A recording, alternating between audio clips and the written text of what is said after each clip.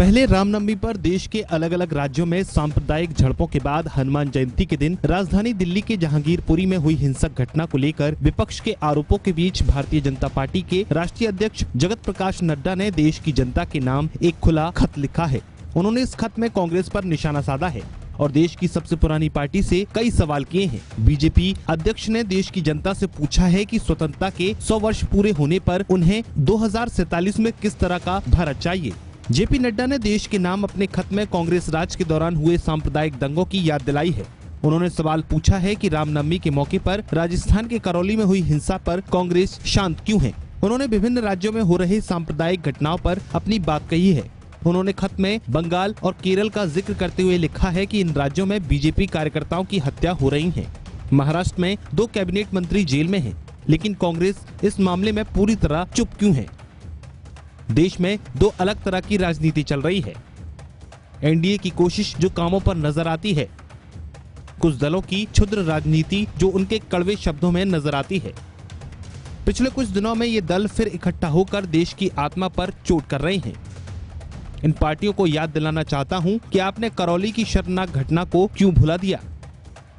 नवंबर 1966 में तत्कालीन प्रधानमंत्री इंदिरा गांधी ने साधुओं पर गोलियां चलवाई थीं।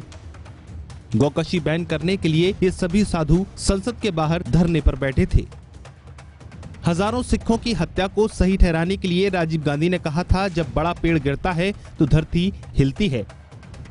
कांग्रेस राज 1969 में गुजरात, 1980 में मुरादाबाद में सांप्रदायिक हिंसा हुई, 1984 में भिवंडी, 1987 में मेरठ, 1989 में भागलपुर, 1994 में हुबली में सांप्रदायिक हिंसा हुई। कांग्रेस के समय 1980 के दशक में कश्मीर घाटी में हिंदुओं के खिलाफ कई घटनाएं हुई। 2013 में मुजफ्फरनगर, 2012 में असम में किसके शासन में दंगे हुए। यूपी शासन में लाया गया सांप्रदायिक हिंसा बिल वोट बैंक की राजनीति का उदाहरण है। अपने पत्र में जेपी नड्डा ने लिखा कि देश के युवा अवसर चाहते हैं, बाधाएं नहीं।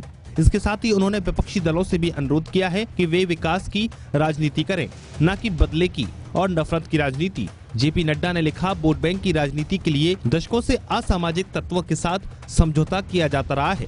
5 राज्य में हुए विधानसभा चुनाव के नतीजे ने वोट बैंक की राजनीति करने वालों की आंखें खोल दी हैं। भारत का युवा विकास चाहता है, विनाश नहीं। बीजेपी अध्यक्ष ने अपने खत में लिखा है, विपक्ष को आत्ममंथन करना चाहिए कि इतने दशकों तक देश पर शासन करने वाली पार्टियां इतिहास के हाशिए पर क्यों सिमट कर रह गई हैं। जेपी नड्डा ने देश की जनता से सवाल किया है कि आखिर उन्हें 2047 में किस तरह का भारत चाहिए। बीजेपी अध्यक्ष ने लोगों से आगे की सोच और 2047 में भारत के लिए योजना बनाने का आग्रह किया है। उन्होंने खत में लिखा कि जब हम 2047 में स्वतंत्रता के 100 वर्ष पूरे करेंगे तो देश कैसा होगा। राष्ट्र निर्माण की प्रक्रिया में देश के युवाओं के सक्रिय योगदान की जरूरत है। Bureau report, JK24/7 news.